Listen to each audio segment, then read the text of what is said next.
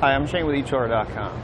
Today you're going to be taking a look at, I'm going to walk through how to install the GoPower solar charging system, Redarc power management system, and the buyer's product booster cable kit on our 2018 Forest River Salem Hemisphere Lite travel trailer. Adding a solar panel to your camper or RV is going to allow you to maintain charge in your batteries.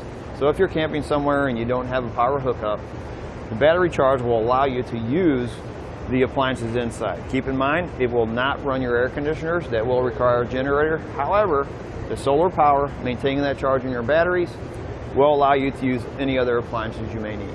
This kit's going to come with one solar panel.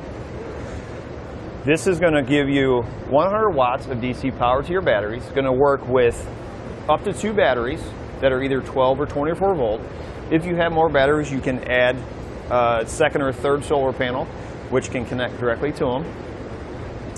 And the panel is going to have a 5.43 amp output. Now the installation process on this setup is not hard at all. There's 2 ways to do it. If you have a refrigerator vent, you can run it that way. If you don't, I recommend the GoPower's entry plate, which allows you to run 2 wires through the roof inside, and the entry plate is going to cover the 2 holes because the wires come out underneath to prevent any water from entering that. With the kit, you're going to have a controller like this. It's going to mount inside the camper or RV. It's going to allow you to maintain and monitor your charging power that's going to your batteries. Keep in mind that this setup will only allow you to charge your batteries to 80%. Our customer chose not to use this panel and to go with the Redarc power management system, because the kit will only allow us to charge our batteries to 80%. This setup will allow us to charge our batteries an extra 20% from our vehicle battery. Our Redarc power management system is also going to come with a control panel. This is going to allow us to control and manage the power going into our batteries. It's also going to allow us to set date, time, and we can do hour by hour, or we can do day by day on how much power our batteries are receiving. As I mentioned before, this is a pretty simple, straightforward installation. It can be done in your garage, it can be done in your barn, maybe you have your camper parked there. And it's not going to require any major tools. There are a few items that I will recommend getting to help you with your install. You're going to need 2 40 amp fuses. They're going to come in a 2-pack. You're going to need 8 4-gauge ring terminals. You're going to need a pack of 2-gauge heat shrink sleeves. You're going to need extreme self-leveling sealant, butyl tape, and some different size self-tapping screws. All of those items can be found here at eCharger.com. Now, let me walk you through how I installed this setup. To start your installation, the best thing you can do is to plan out where everything is going to sit on the roof, where your wires are going to run inside.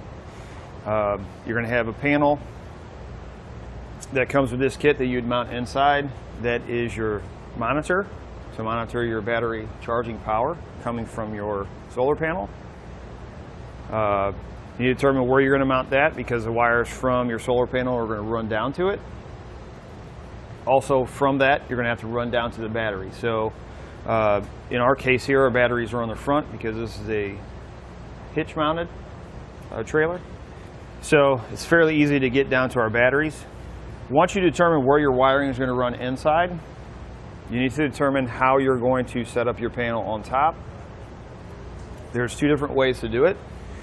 If you have a refrigerator vent on the top, you just want to follow the instructions. You can route your wires through that refrigerator vent and run them to the inside panel. In our case, we don't have a vent, so we had to go with a GoPower mounting plate that looks like this. It's going to have a red and black cable, which is a positive and negative, and it hooks directly to the plugs on the solar panel itself. Once you get this mounted, you're going to mount your solar panel. So that's what you need to figure out, is where you want to mount your solar panel on your roof. I would suggest when you mount this close enough that you can get these plugged in. So don't mount it so far away, because these have to plug directly into these ports here. When you mount your solar panel, try not to get it so close to the air conditioner that it shades it. We're kind of at an angle with this camper, so early in the morning you might get a little bit of shade on one side depending on how you're parked, but with it being at an angle we should get total sunlight on the top of this. Our refrigerator is actually in the back corner. Again, we don't have a vent, so we had to come up front. To mount this, your red and black wire, you're going to have to drill 2 holes into your ceiling and run your wires inside. After you drill your 2 holes, you're going to route your red and black wire in. Before you mount the plate on the ceiling, I would go ahead and put some extreme non-sag sealant around the holes, just in case water happens to get in here. We're actually going to seal around the top of this, but I wanted to get the panel installed so we can seal them both at the same time. Non-sag and self-leveling both can be found here at eachother.com. Once you get the 2 holes, a little bit of sealer around those, put your plate down and you're going to mount the 4 corners with some screws. And again, we're going to take self-leveler and I'm actually going to go right along this edge so that it covers the screw holes and all the way around the bottom edge. We want to try and keep any water from getting inside that plate as much as possible. Once we got that mounted, I mounted my solar panel in reach again so I can put my plugs in. You're going to have 4 plates that mount to the bottom edge of the solar panel. You want to make sure you don't touch the glass of the panel by hand. The box that it comes in, you can see how I did it. I taped it over the top of it, and you want to make sure sunlight doesn't hit it while you're installing it. Once you get it mounted onto the frame of the solar panel, take some butyl tape, put some butyl tape on, and then it comes with mounting screws to mount that down.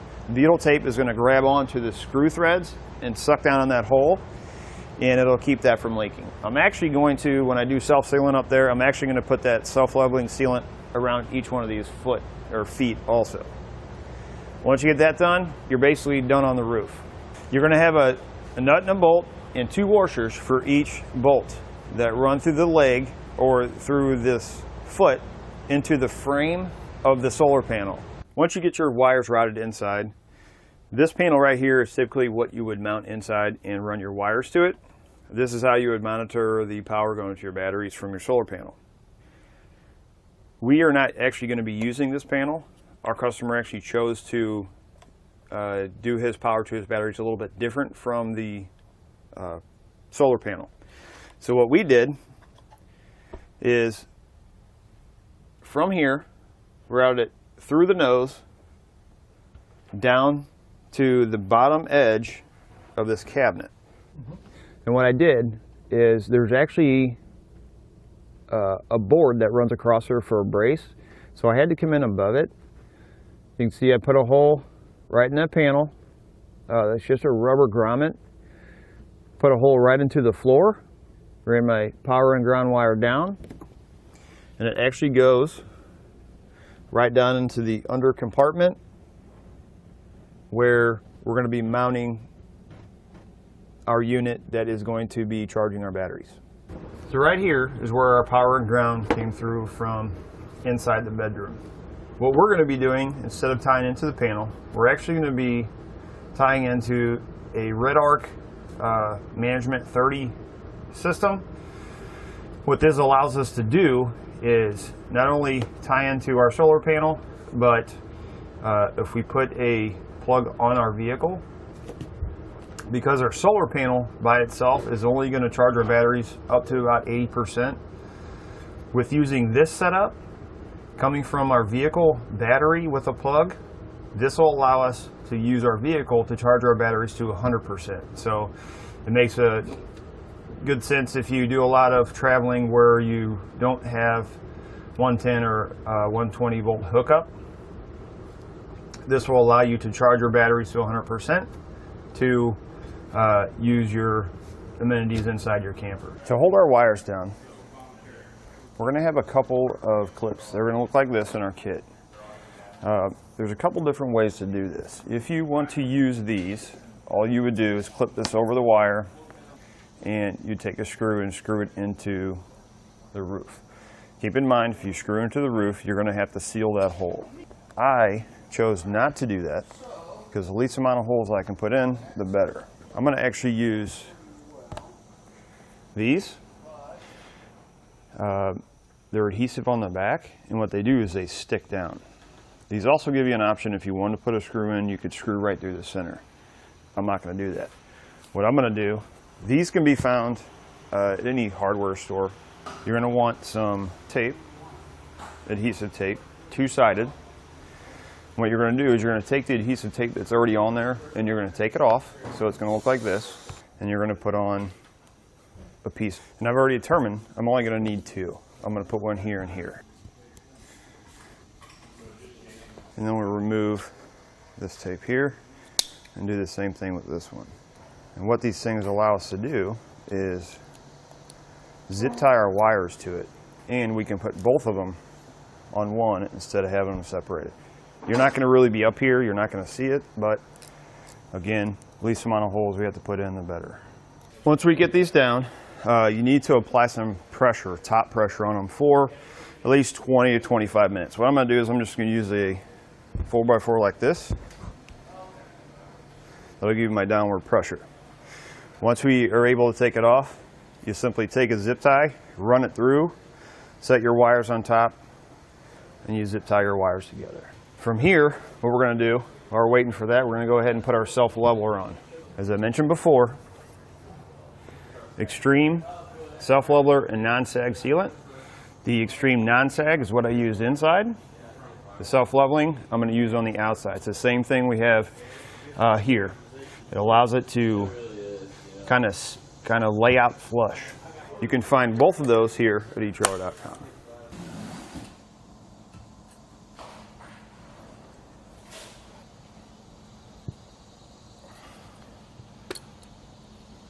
So you can see how I laid it out here. I'm going to make sure you cover the screw holes, make sure you cover the edge. I put an extra bead on the top so it kind of falls onto the lower edge. Also, that way I know I'm good and sealed. I'm not going to have water finding any way underneath of that. I'm going to do the same thing with the feet on the solar panel itself where the screws went in. Even though I use butyl tape, I'm going to go ahead and seal around that, give me that extra protection that I need. One thing to keep in mind, when you put the self-leveler on, it needs to sit and dry for at least 24 to 48 hours. You want to make sure it's not getting wet, and as soon as you put it on, you don't want to take off and start pulling your camper because it is wet and it's a little bit soft, and you don't want the wind drag to pull it off. You don't want the rain to make it sag even farther than it needs to. Next thing you need to do is determine where you're going to mount your unit. You can see I raised mine up. I kind of mounted it in between the top and bottom, kind of level with the inverter that's on the other side. So that if they put anything in here, it's a less chance of anything else getting damaged. After you have that mounted, you need to drill a hole. And you want a pretty good size hole because we're going to have some wires that need to run outside through the nose to the frame rail and to the batteries. After you drill that hole, your control unit for it, you're going to have to mount that. You notice right here there's another hole, so you're going to need to drill a second hole for that. On the back of it there's actually like a telephone cord plug that's actually going to sit inside the wall. So mount the plate, use just some 4 screws, and you're going to take your unit,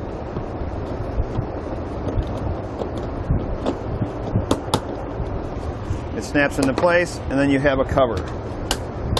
From the back of our control panel, we're going to run it through behind the wall, out of this hole, into this yellow box that comes with our Redarc power unit, or power management unit. You're going to have a bundle of wire that connects into the single side and runs over to the unit itself. You're going to have the green plug that comes with this kit, along with this yellow plug. You want to make sure that any connections you make to this, you make them before it gets connected to the power unit itself.